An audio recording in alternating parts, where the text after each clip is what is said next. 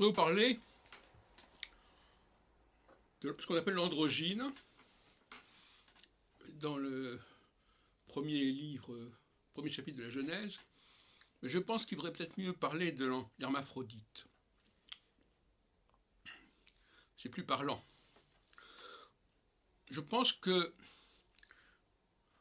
l'être créé par ce Dieu dont il est question dans le livre de la Genèse, je précise bien, ce Dieu dont il est question dans le livre de la Genèse, c'est pas n'importe quel Dieu, et c'est pas n'importe quel être, devait être hermaphrodite, à la ressemblance de son créateur.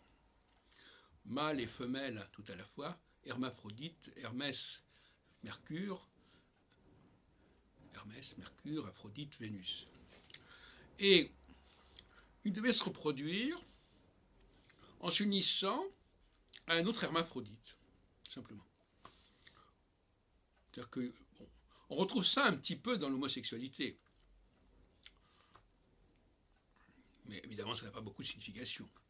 Mais cette idée de deux hommes semblables qui s'unissent entre eux pour produire un nouvel être est déjà dans une sorte d'inconscient collectif à ce niveau-là.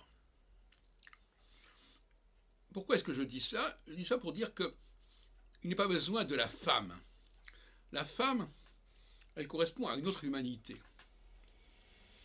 qui, elle, n'est pas hermaphrodite. Alors, apparemment, personne aujourd'hui n'est hermaphrodite. Donc, il y a eu une sorte d'échéance, si vous voulez.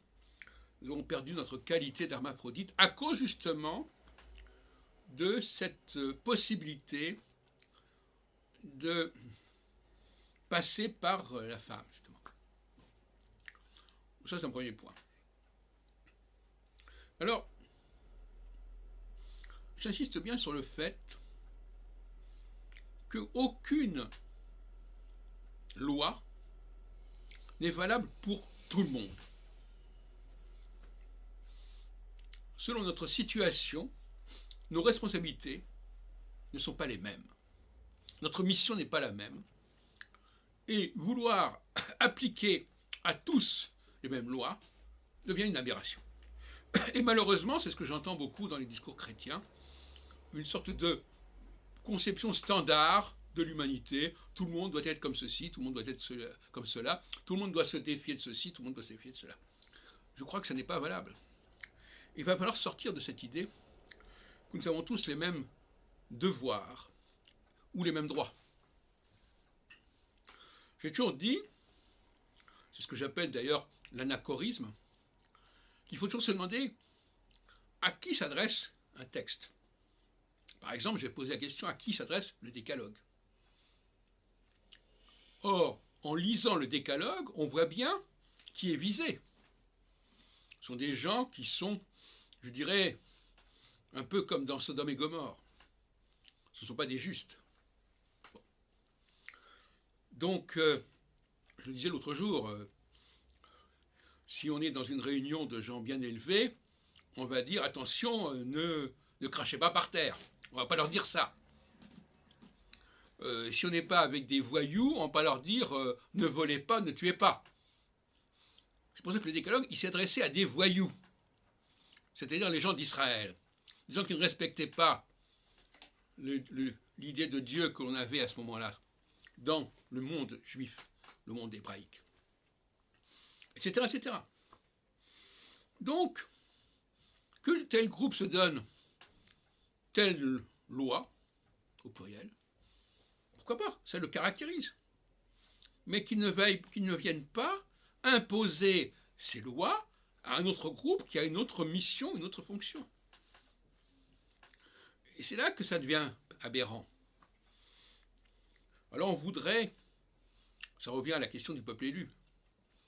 Comme on dit souvent, comme les Juifs le disent souvent, le peuple élu, il a une responsabilité particulière. Il a une mission particulière qui le concerne lui spécialement. Mais n'allons pas dire que le décalogue est quelque chose qui est vrai pour les Juifs et qui s'impose aux Juifs. Ça n'a pas de sens, c'est un contresens. Les obligations des Juifs ne sont pas de cet ordre-là. Elles sont de l'ordre du Shabbat, qui est d'ailleurs un des quatrième commandements du décalogue. C'est-à-dire se méfier de tout ce qui n'a pas été lors de la création de Dieu ou du monde. Se méfier de tout ce que l'homme a créé par lui-même, a fabriqué par lui-même. Je vous renvoie à Osée, livre d'Osée, chapitre 8, qui dit « Je ne veux pas ces idoles, non pas parce qu'elles n'invoquent pas tel et tel Dieu, et même peut-être même qu'elles m'invoquent moi, mais elles sont fabriquées par l'homme. Et ça, c'est intolérable. » Alors, on est en pleine écologie, là. Alors, quand je vois des chrétiens qui font qu'on dit des prêcheurs, des téléprêcheurs, qui, je n'aurai pas de nom, qui nous disent, voilà, attention à l'iniquité, au mal, à la tentation, etc. Mais c'est très vague, tout ça. Le Shabbat nous dit très clairement, méfiez-vous de tout ce qui est fabriqué, de tout ce qui est la machine. Et je terminerai par l'histoire du coronavirus. Le coronavirus nous montre bien que si nous savons réparer une machine, fabriquer une machine, nous sommes encore impuissants à nous réparer nous-mêmes, physiquement. C'est ça le drame. Et nous avons délibérément, dans certains pays comme la France, sous-estimé l'importance de la santé, de la médecine, de la réparation, au sens du tikkun, de la Kabbale. Et ce sont des valeurs particulièrement juives. Les Juifs se sont illustrés tout au long de l'histoire par leur sens de la médecine. Je parle de l'histoire jusqu'à aujourd'hui, au Moyen-Âge, etc.